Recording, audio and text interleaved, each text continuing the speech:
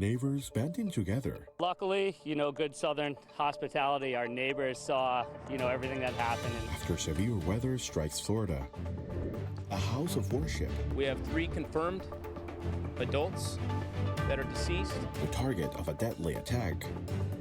A war of words. A deal that will ensure that Iran never does get a nuclear weapon. Over the war in Iran. A motocross in Miami. I definitely would say the community. Everybody knows each other. Everybody's just having fun. These stories and more coming up on Newsbreak.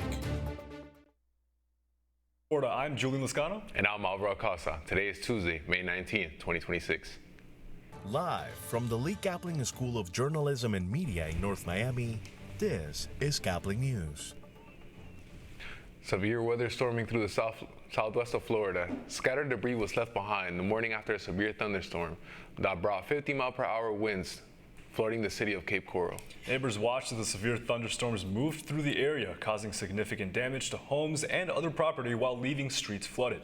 Many residents say the support of their community helped them through the worst of it. Luckily, good Southern hospitality. Our neighbors saw, everything that happened, and they came over and they jumped in a boat and they started fishing everything out. They even had a grapple hook that they grabbed some stuff out, and so we were very thankful for that, Meanwhile, city officials continue to assess the damage as Cape Coral begins the long process of cleanup and recovery.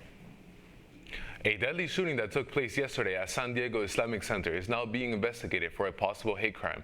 Authorities say 3 people were killed while 2 teen suspects were found dead. Caplin News reporter Paola Sirignano has the details on the attack. Scores of police cars responded to the Islamic Center of San Diego Monday following reports of an active shooter. We have 3 confirmed adults that are deceased at the Islamic Center. Police say a security guard was among those killed at the mosque. Authorities are still trying to determine the details surrounding the shooting. But police believe that 2 people found dead in a car nearby from apparent self-inflicted gunshot wounds were the suspects. Chief Scott Wall provided additional information about the mother who alerted them about her son. She believed her son was suicidal, and she began to share information that several of her weapons were missing, her vehicle was missing, in addition to her son. Police say they're considering the shooting a hate crime. The Islamic Center in San Diego is the largest mosque in San Diego County, according to its website. The site includes a school. Look, as they're bringing people out of the building. But police say no children were hurt. I tell you what got me. Watching the kids come running out. Just thankful to be alive. I could hear the officers shouting to evacuate in the background, and it was, paralyzing and so frightening. And at the same time, I had to drop everything and come directly to make sure, our community is safe and they're okay, and they know that they're not alone in this really insane time. For Caplin News, I'm Paula Siniano. Tensions between the U.S. and Cuba this morning after a stark warning from the leader of the communist island. Miguel Diaz-Canel warned President Trump yesterday that if he invades Cuba, there will be, quote, a bloodbath. Patria o muerte were the words he used in a speech. It means homeland or death, showing his refusal to give up or give in to U.S. intervention. President Trump is issuing a new warning by calling for Iran to come to the negotiation table. This comes as Iran's foreign ministry says it has responded to the U.S. criticism for the plan to end the war. Meanwhile, President Trump has met with members of the national security team to discuss a path forward. Caplin, Randy Moreira has the latest.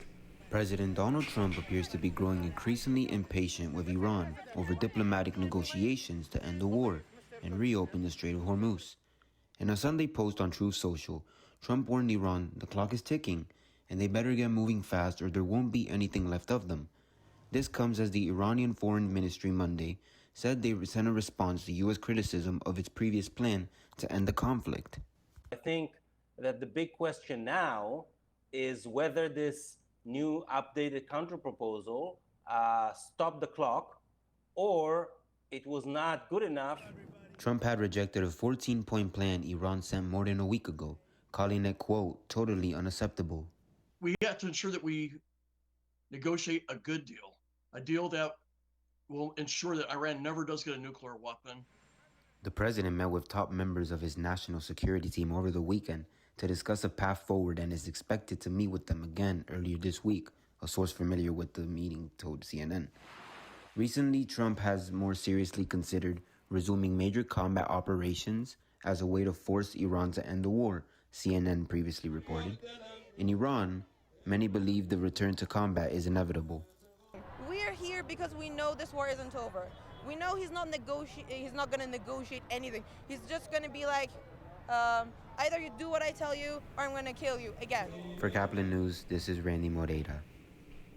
Haitian community music and food taking center stage in South Florida. Caplin's Johanne St-Hill was there over the weekend in North Miami. Haitian Heritage Month was celebrated through art and community at the Little Haiti Cultural Complex for the launch of Ulia Arts on the Move. Across the room, children piece together vibrant collages while adults turn their silhouettes into artwork. Ulia Arts on the Move is a family day program that we created to be able to reach all communities throughout Miami-Dade. Since our main building is on Lincoln Road, we wanted to give some of us to everybody in the community. So from now on, it'll be us partnering with different organizations throughout Miami so everybody can get a little bit of Ulia. Guests joined Haitian artists Stephen Arbois and Mark Delmont in hands-on projects that encourage creativity and self-expression. Kids remind me why I make art in the first place.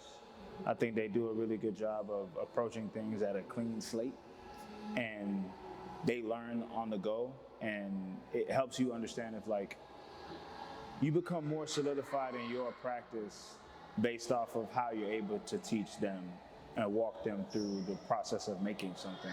I think that's one of the pivotal moments that made me realize that I have so many more things to talk about in my practice other than just the very narrow view of being an American. For many at the event, the celebration was also about recognition. Haiti has so much art, so much music that inspires the entire world globally, but it's not acknowledged. So it's really important to commemorate the artists and to acknowledge them because they're amazing. Organizers say Ulia Art on the Move is making art more accessible through culture and community throughout Miami. For Caplin News, I'm Joanne Santil. The Marlins had a big surprise for being the team with the best record in baseball. That's still ahead, and so is this story. You're outside in the dirt getting dirty and you're not being an iPad kid. The roar of engines ushered in a weekend full of motocross onto the Miami area. Newsbreak will be back in 2 minutes.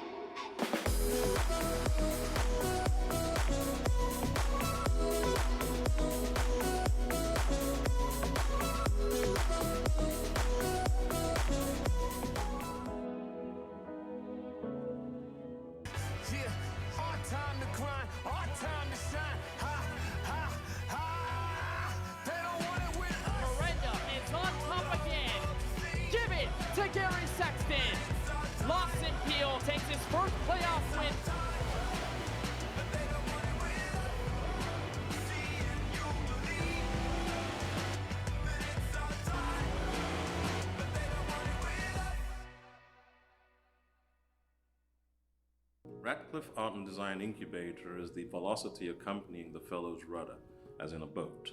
Unless there is movement or action, the planned direction is of little consequence. We encourage the creative ideas into action, and from the experience of doing, we critically assess the feedback, adjust, and set out to rediscover the potentialities of an entrepreneurial mindset.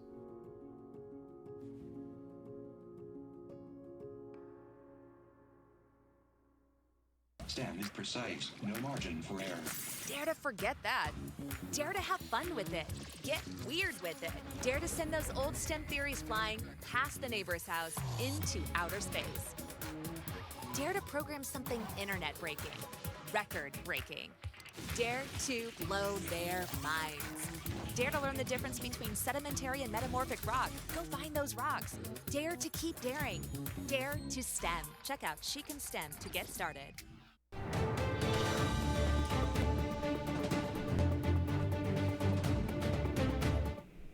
There's a need for speed, and several of your neighbors know where to get their fix. Miami's known for its fast cars and its fast boats. But as Caplin News, Gianna Angusino reports, one of South Florida's best-kept secrets is its thriving motocross community. For 16 years, the Miami MX has been South Florida's only motocross track. And while every week they have set riding days and even exclusive lessons, they always make it a point to host yearly races.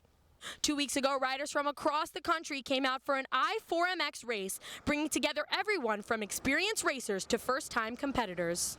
It's actually funny enough, I'm literally not into this stuff, but I came from Canada just to come visit my uncle. So we're racing for the weekend. So he told me, he's like, oh, actually there's a race. You want to get in? I was like, oh, yeah, sure. Why not? This is the third time I've ridden a dirt bike. I'm going to try to do the beginner stuff, so. For some, the race was a spontaneous weekend activity. For others, it's one stop in a season-long series. I'm doing the series, so I'm going to go do all the tracks. And I came out here last weekend to practice, so it's 12 races, and they go to all the tracks in South Florida. While riders filled the track, the family behind the Miami MX Park keeps things running. This is my parents' business. We've had it for around, I want to say 16 years. My dad started it from scratch. My parents are the owners. I basically do everything as far as back end, so I'm management, administration in a sense. But beyond just the work, she says the community is what makes it all worth it. I definitely would say the community. Everybody knows each other. Everybody's just having fun. Everyone's being social. Nobody's on their phone. You're outside in the dirt getting dirty, and you're not being an iPad kid, essentially. And you're learning crucial skills. This teaches you a lot of discipline and, dedication, determination to be part of, a community and race and win, So I love the community part of it. From longtime riders to people trying motocross for the very first time, racers say that events like these are what keep the motocross community here in Miami alive. I'm Gianna Agostino reporting for Caplin News. And it was a blowout performance in Lone Depot Park yesterday after our Miami Marlins crushed the Atlanta Braves 12-0, opening the series with one of the Fish's biggest wins of the season. Miami's offense exploded in the middle innings, scoring 11 combined runs in the fourth and the fifth. The highlight of the night, third baseman Javier Sonoja hitting his first career grand slam as part of a 4 RBI performance, with multiple runs by Joe Max sealing off the game. The final score, Atlanta 0, Miami 12. The Fish will go on to play the second game of their series against the Braves today at 4:10 p.m. You're watching Newsbreak, and we're coming right back.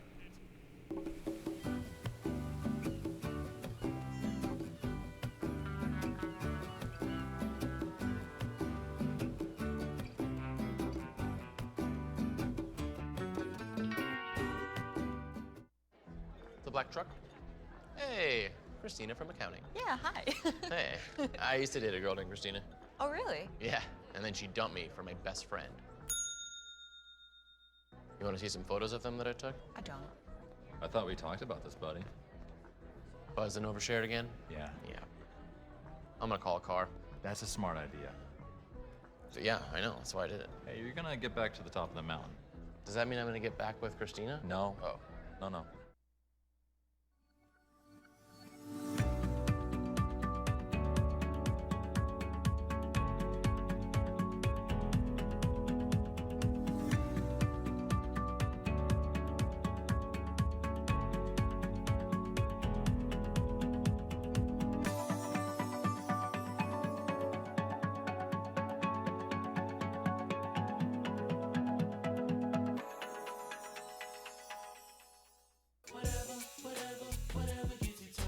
There are a lot of ways to reach out to a friend about their mental health.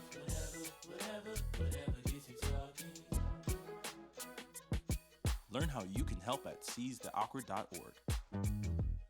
Bill is a family man. He invests his money wisely and provides a good life for his children. Just one problem. He often opens emails from senders he doesn't know, and his computer is not password protected. One day, Bill checked his bank account and 94% of malware attacks originate from emails. Don't be like Bill. Take your cybersecurity seriously. That's all the time we have for Newsbreak. I'm Alvaro Acosta. And I'm Julian Lascano. Get more news anytime at caplinews.fiu.edu.